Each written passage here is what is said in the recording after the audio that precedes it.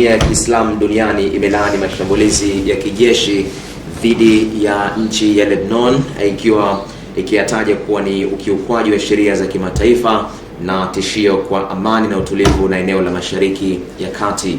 Katika taarifa iliyotolewa na makao yake makuu mjini Maka, jumuiya hiyo imesema mashambulizi hayo yanakiuka mamlaka na uhuru wa taifa la Lebanon, huku ikitoa wito kwa jumuiya ya kimataifa kuchukua hatua za kuzuia kuendelea na hali hiyo. Katibu mkuu wa jumuiya ya Kiislamu duniani Sheikh Mohammed Al-Isa amesema ni muhimu kuheshimu kuwa mamlaka ya nchi na kutafutwa kwa suluhu za amani badala ya matumizi ya nguvu za kijeshi. Jumuiya hiyo imeeleza kuunga mkono juhudi zote ambazo zinalenga kurejesha usalama, utulivu na amani kwa wananchi wa Lebanon, huku ikisisitiza umuhimu wa kuheshimu sheria za kimataifa.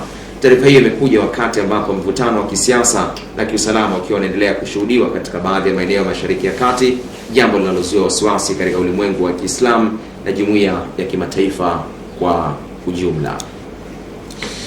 Ni taarifa hiyo ambayo imetokea huko Lebanon, lakini pia ni miongoni mwa madhila ambayo yanaendelea kuwakumba Waislamu ambao wanaishi katika nchi za Mashariki ya Kati. Tunafahamu kuwa baada ya uvamizi wa Marekani na Israel kule Iran, lakini sasa hivi ni baina ya Israel dhidi ya Lebanon, na watu kule wanapata tabu kweli.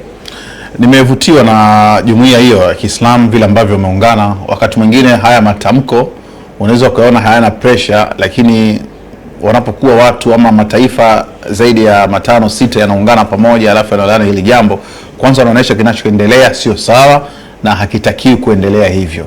Kwa pale wanatoa tahadhari kwa mataifa makubwa, Umoja wa Mataifa, kuhakikisha kwamba hili jambo linadhibitiwa, kwa sababu katika hali ambayo wanawapitia watu wa Lebanon na sehemu yoyote ambao kama kuna machafuko, kuna vita, wananchi wa kawaida huwa mara nyingi ndio wanaumia. Vifo vinaweza vikatokea, lakini shida za njaa zitakuwepo, wakimbizi watapatikana. Sasa inapokemewa hili jambo, tunatarajia yanakwenda kudhibiti walau hayo yasitokee ama kuyapunguza. Nazungumzia vifo, matatizo ya njaa na janga la wakimbizi pia. Kishki TV, nuru ya dini yako.